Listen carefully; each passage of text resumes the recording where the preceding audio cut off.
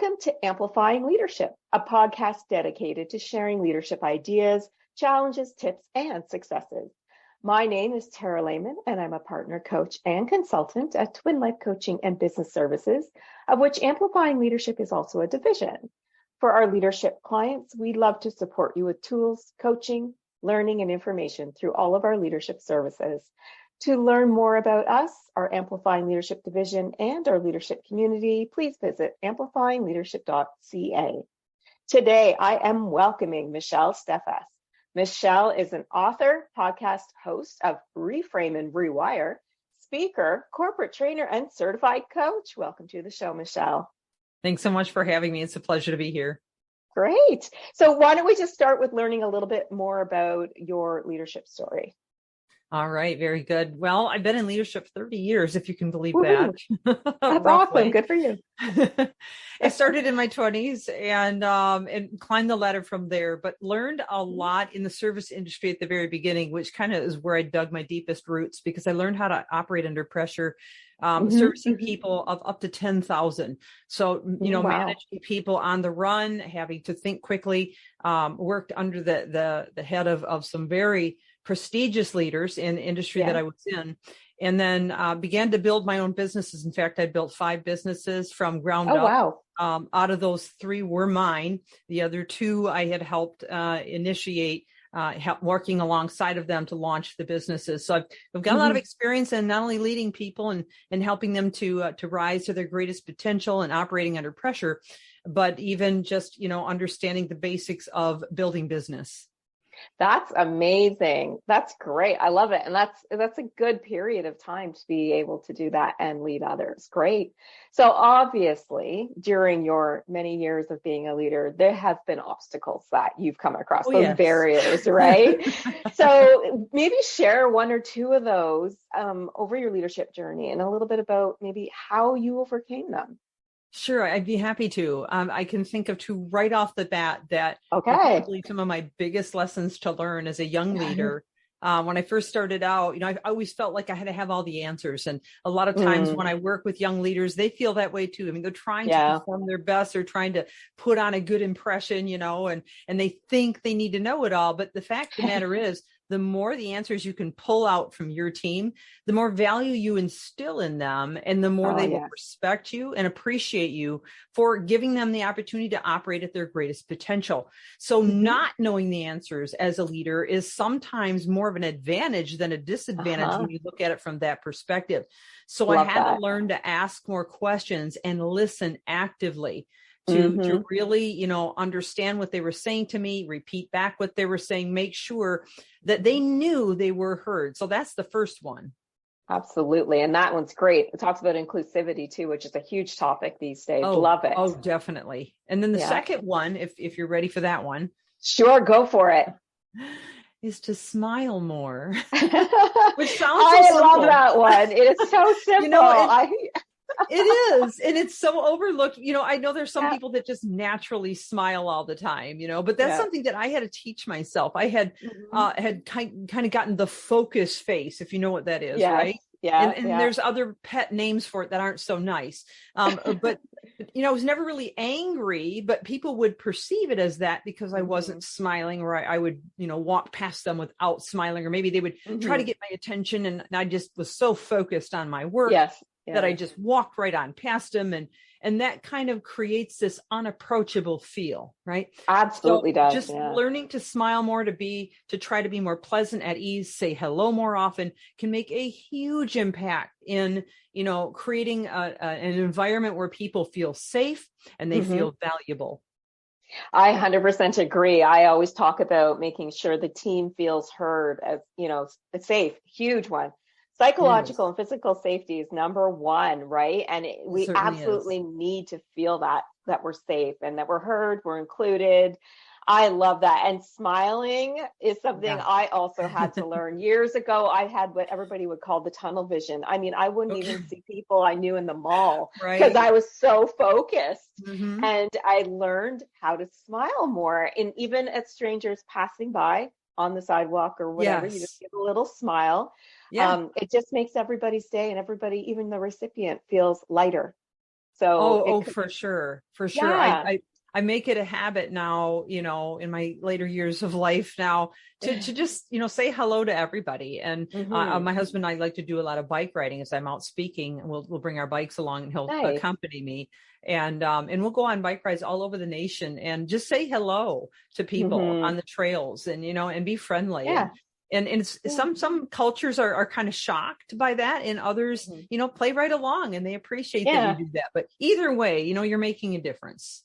Yeah, and you're making them feel good on the other side, right? I mean, it's almost a pay it forward without actually paying any money with a smile. Exactly. I love that. Thank you for bringing it up, because that is huge, huge, huge. It is. So I want to go back to something you mentioned, if that's okay. Yeah, absolutely. Earlier, you talked about active listening, which is my favorite topic when it comes to communication. Yeah. But do you have a favorite topic around communication that you want to share today, and why it's so important? Well, yes, actually, I do. I like, I'm going to start with 2 quotes, if that's okay. Okay. Yeah, absolutely. So first of all, Theodore Roosevelt, and I've kind of built my business on this quote particularly, but there's another one I'm going to share in a minute. So Theodore Roosevelt said, people don't care how much you know until they know how much you care. Love it. So again, going back to that principle of, it's great if you know some things and you have some skills, but it's better if you show that you care enough about them to come up with the ideas. Even maybe if you know the idea, but you take the time to pull it out of them and believe in them and get behind them 100% to instill in them that they have the answer. It's a game changer in terms of how they respond to you, to your vision. And really, it's a psychological thing with people. And I understand that because a lot of what I do is based in neuropsychology. So I understand how the brain is wired, how it can be rewired, and what causes people to feel what they feel. And it really does matter. And that leads to my next quote, and that's Maya Angelou. And she said, people won't remember what you said, but they will remember how you made them feel. Yes, I love that quote too. That's absolutely, it's right in line with, the one I just quoted on Theodore Roosevelt, and they all fit together because when you communicate to someone, and I don't know if you've ever been to a networking event or any event, and you meet somebody and you're ready to have this great, jovial conversation, and all of a sudden, all they do is just throw up on you everything about them, and this is what and this is what they accomplished, and I get to do this, and and you never really get a word in edgewise, and you sit there with a smile thinking to yourself, I hope I get a word in soon, or I'm going to move on. Yes, I've been there, done that. Yeah.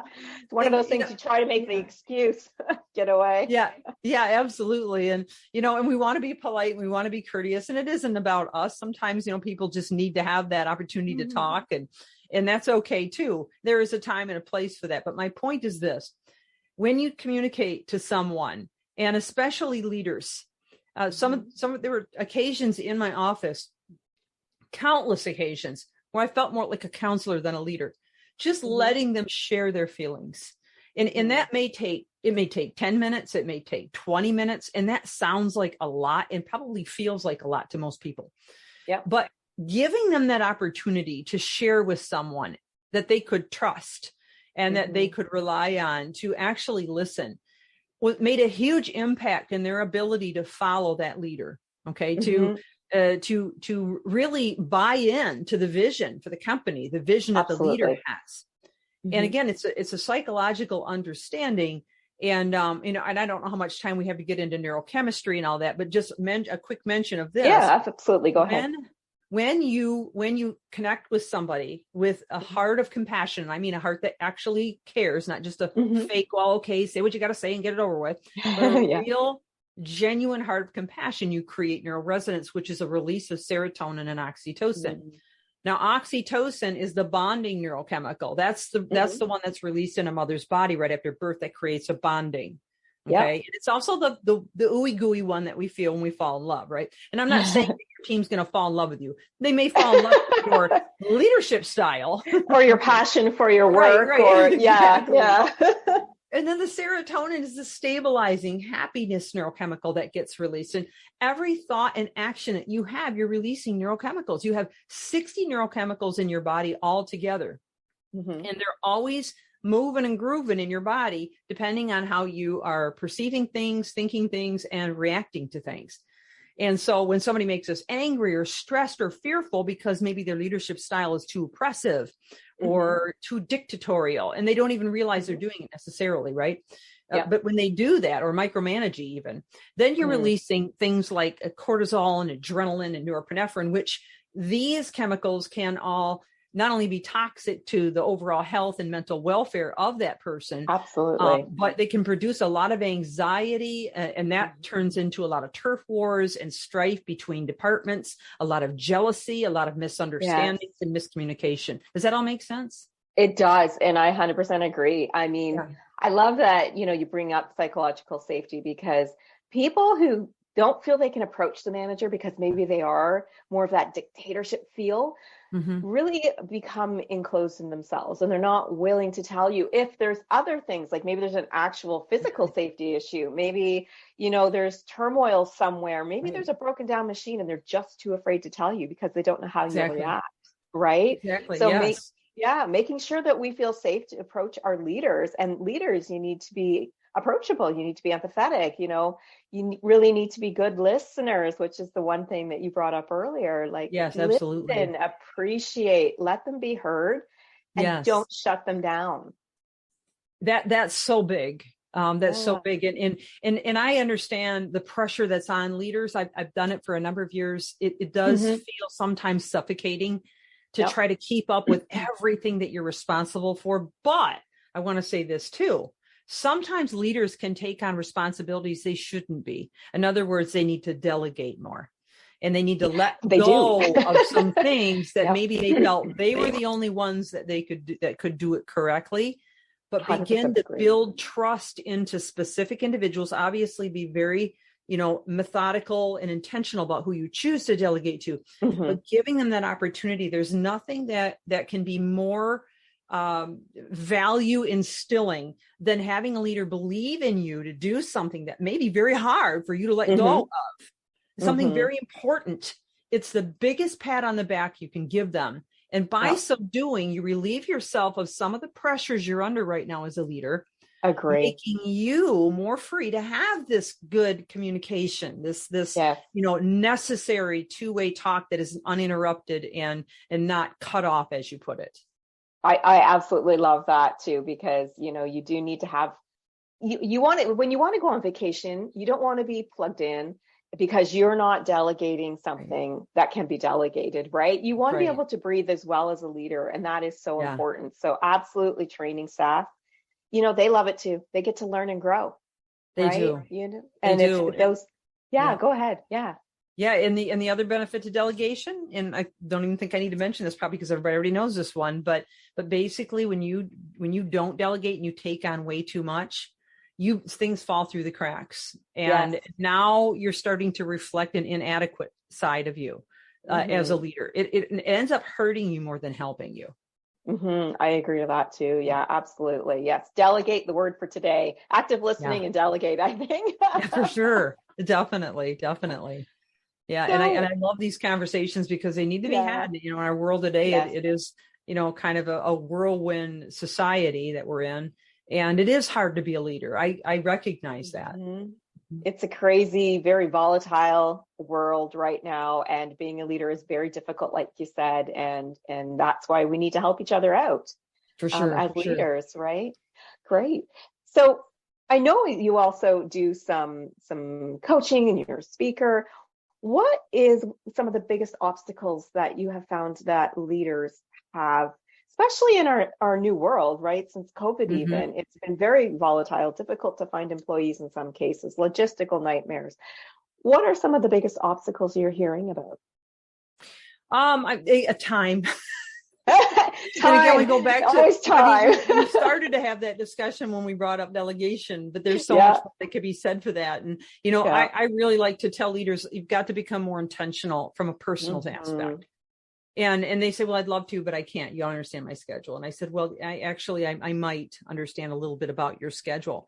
And so then, we have to ask them a few really honest, raw questions like, if you look at your day from the second you wake up in the morning till the time you close your eyes at night, now we're talking about both personal and professional life, right? Mm-hmm. Yeah. Where are you spending it? I challenge anybody, any leader especially, to take a 3-day journal, writing down everything you're spending your time on, and then reflect on that journal and see where that time is going. Because I guarantee you there's some wasted time on social media, Netflix binges, television shows, video games. The list, are you catching on, right? The list is pretty enormous in terms of the time we waste. And so a leader might say, well, I've got to have some downtime. Yes, you do. You're right. You do. You should have at least a half an hour to an hour a day, but it's the kind of downtime that you have. You need to create downtime intentionally that will cause you to walk away feeling refreshed or refilled in some way. Okay. I agree, maybe that's reading a book, spending time with your kids, going for a walk with your family or your dog or whatever. But really think carefully about how you're using your downtime and how much you're using on things you don't need that are only going to stress you out. One example would be, say, if you get home and your downtime is to sit there with the remote, like this all night, right? So then at the end of the night, time has slipped past you. The kids didn't get their homework done. The dishes are still in the sink. Yep. And now you don't have the energy to do any of it. So you have to go to bed with a messy house and kids that are all upset. Now you're anxious only to wake up in the morning to look at it all again and have to deal with that anxiety. The second thing that I ask leaders to look at is how they spend their morning. If you are getting up in the morning at the last possible second because you hit the snooze 3 or 4 times, and a lot of people will laugh at this point from audience because they understand this. They do it in my house, right? And then they get up and they're rushing through the morning. Oh, I got to get my lunch and I got to take care of the kids and and they're yelling at the kids and kicking the dog and only to get out into traffic and feel more stress. And then they're supposed to be able to get to work and think clearly, right? Not going to happen. Not going to happen because chaos going in there, right? You've created that anxiety, which comes from those neurochemicals again. You got the cortisol and the adrenaline just going 100 miles an hour. And there's a statistic out there that most people that work in a position where, they have to either lead or work from a desk, kind of both, takes them about an hour and a half to get acclimated and figure out where they want to start. Yeah. And so that's because of that stress. So why not get up a little bit earlier and spend your morning, maybe doing something that's more fulfilling or enriching. And I always recommend that people will, turn on an audio book or a podcast like yours and listen while they're getting ready, while they're showering, while they're getting dressed. It ain't going to hurt if the kids hear it, right? Because it might help. No, them, not at all. Yeah. Right. And walk through your morning a little bit slower so you don't go into this stress mode that ruins your ability to think and you end up with brain fog and all those sorts of things. There's other things that I pick apart too when I talk to leaders, but my point is this: we really have to get more intentional about ourselves and be more realistic about the time we actually have in a day, because all of us have that same number, that 24 hours. Yeah. It's how we're spending it and what we're spending it on that's going to make or break you. Yeah, it's one thing you cannot change. Time is not something you can change unless you have a time machine, which I don't believe anybody does yet. Right. You cannot change the time available. Exactly. 7 days, 24 hours a day, in a week. That's it. So you're right. And I remember doing time studies just at work to determine when I was first moving into management many, many years ago, where am I wasting my time? Because I felt chaos. And, you find it, you figure it out. And you do, if you're honest. If you're honest, and it does take time to do a time study, but it is so worth it. Like you said, it is a couple of days, 3 days, a week, maybe 5 days, depending on how you work. Right. Right. But I found duplicate meetings. I ended up, moving some of the emails to a CC folder. So I don't need to reply to them today. There's ways of figuring out those actions. So thank you so much for bringing that up, because time management is something we have to do because we cannot change time. So thank you very much. Yes. And I like to call it self-management more than time management, because really that's kind of what it boils down to realistically. That's what we have to think about, So another real quick tip before we move on from that one is I always tell leaders, spend the last 5 minutes of your day going through whatever's left in your email and, just kind of taking a pen in hand, because when you handwrite something, you literally turn on both right and left centers of the brain, which causes greater retention. Write out what you know you need to do the next day. And then on Friday, spend 15 minutes filing and putting things away, cleaning your desk off. What that's going to do is it's going to help you hit the ground running the next morning, because you'll have that list in front of you, knowing exactly what you need to do, giving you a head start from a lot of people that are wasting that first hour and a half, right? Going to the coffee machine and, and checking emails for no reason. Yeah. And stuff. Social media, right? We mentioned. Yeah, exactly. And then it also allows you to unplug at night. So you're not, when you go home, you can actually stop thinking about, oh, did I get this done? Did I get that done? Oh, I forgot to do this. Oh, now you want to log in remotely. You don't really get to relax and spend time with your family, right? You're stressed out, and that can screw up your weekends as well. So just staying ahead of the game and preparing in advance is always better. Preventative is better than reactionary. Absolutely. And I love that you mentioned writing it down, because you're right. Our brain does it differently when you're physically writing it. And I am myself personally a fan of, at the end of the day, what's my to-do list for tomorrow? Even writing down my meetings. It really does help with retention. You're absolutely right in that. The brain fog goes away in the morning. So true. So true. I can't tell you how many times I'll ask this in an audience, how many of you have made a grocery list, and then when you get to the store, you barely need to look at it because you remember everything on the list. Exactly. Most of the people raise their hand because we've all done that, right? Yeah. That's how it works. Oh, I love that you mentioned that. So if you had like a big tip to share so that our leaders could now lead a little bit more effectively, maybe something we haven't yet talked about, but that you really want to make sure our leaders hear about today, what would that big tip be? Well, I've certainly shared some of my biggest ones, but I've got another one I can offer here. I think really it boils down to what I like to call vision and the 4 E's. Vision and the 4 E's. So vision is necessary, not only for your team. And a lot of people go, oh yeah, I know what vision is. But is it stuck in the back of the employee manual? Are you actually utilizing it day to day to ask your team, how can we align with this vision better? How can we get this vision? And I even do activities to, I put poster boards up and have them begin to brainstorm in teams. Good. How many ways to apply the vision on a day to day and incorporate it into day to day. And I've had companies I work with that have won best and brightest awards year after year from just that advice alone, just from that advice. Because it actually gets people to think about solving day-to-day issues through the vision. Okay, so that's a huge one. But we add the 4 E's into that. Okay, that is encouragement, engagement, excitement, and empowerment. So when we have those 4 pieces involved in a day-to-day leadership style, now you've got people that are not only on fire for, being in your team, but they're also on fire for the vision and the execution of their role in making sure that it happens. So those are my biggest tips.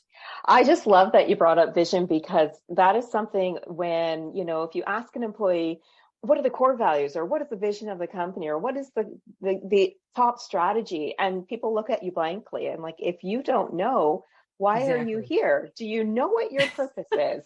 Right? If you don't know your purpose, you need to go talk to someone, because there's a gap missing, right? And so it's huge. The vision has to come down to everybody at every level, regardless if the vision is 3 or 4 words or a sentence. They need to know, or at least understand it, to understand their purpose.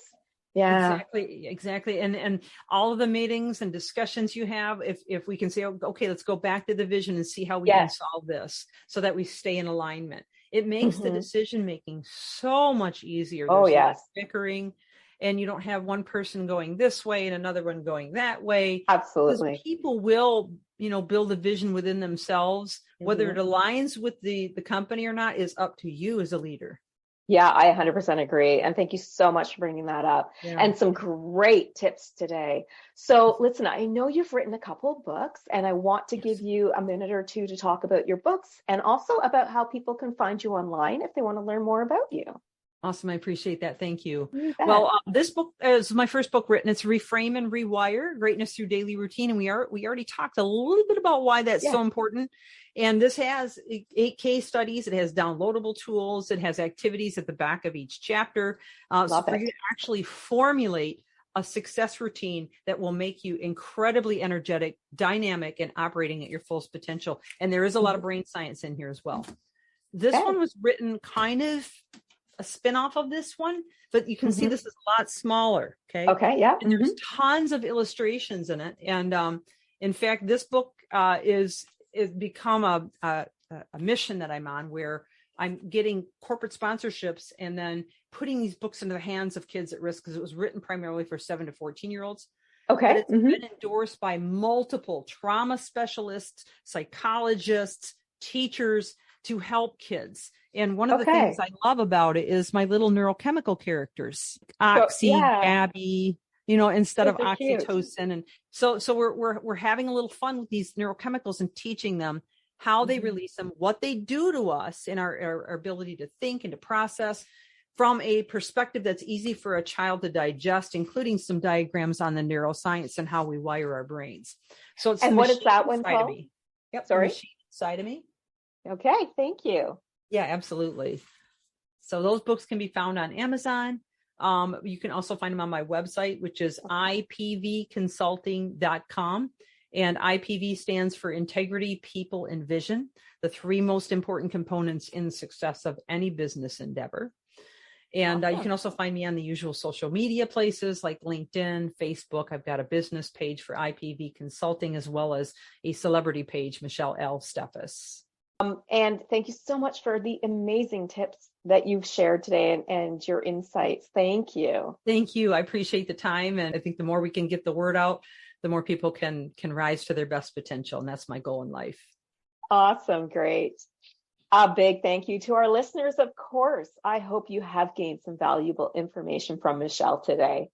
If you are new to leadership or even a seasoned leader who knows that leadership coaching, consulting, or perhaps workshops are the way to grow on your leadership journey, or you want to join a supportive community of leaders, please visit us at amplifyingleadership.ca, a Twin Life Coaching and Business Services division. Until next time, please be safe and be an amazing leader or leader to be.